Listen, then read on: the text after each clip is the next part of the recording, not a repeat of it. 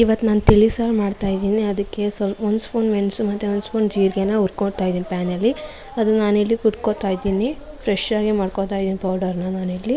ಅದಾದಮೇಲೆ ನಾನು ಕುಕ್ಕರಲ್ಲಿ ಇಲ್ಲಿ ಬೇಳೆ, ನೀರು, ಸ್ವಲ್ಪ 2 ಟೊಮೊಟೊ ಫಸ್ಟೇ 3 ವಿಷಲ್ ಮಾಡ್ಕೊಂಡಿದ್ದೀನಿ. ಅದನ್ನು ಸ್ಮ್ಯಾಶ್ ಮಾಡ್ಕೋತಾ ಇದ್ದೀನಿ. ಈ ಥರ ಸ್ಮ್ಯಾಶ್ ಮಾಡ್ಕೊಂಡಾದ್ಮೇಲೆ ಅದಕ್ಕೆ ನಾವು ಒಂದು ಪ್ಯಾನ್ ತೊಗೊಂಡು ಸ್ವಲ್ಪ ಆಯಿಲ್, ಸಾಸಿವೆ, ಒಣಮೆಣ್ಸಿನ್ಕಾಯಿ, ಕರ್ಬೇವಿನ ಸೊಪ್ಪು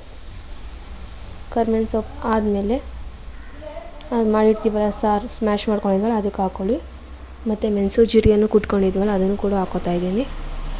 ಒಂದ್ಸಲ ಟ್ರೈ ಮಾಡಿ ನೋಡಿ, ನೆಗಡಿ ಕೆಮ್ಮು ಬಂದಾಗ ಈ ಥರ ಸ್ಟೈಲಲ್ಲಿ ಮಾಡಿ ನೋಡಿ, ತುಂಬ ಚೆನ್ನಾಗಿರುತ್ತೆ. ಲಾಸ್ಟಲ್ಲಿ ಕೊತ್ತಂಬರಿ ಸೊಪ್ಪು ಆದಮೇಲೆ ನೋಡಿ ಈ ಥರ ಟೇಸ್ಟ್ ತುಂಬ ಚೆನ್ನಾಗಿರುತ್ತೆ. ಒಂದ್ಸಲ ಟ್ರೈ ಮಾಡಿ ನೋಡಿ, ಮಕ್ಕಳು ಅಂತೂ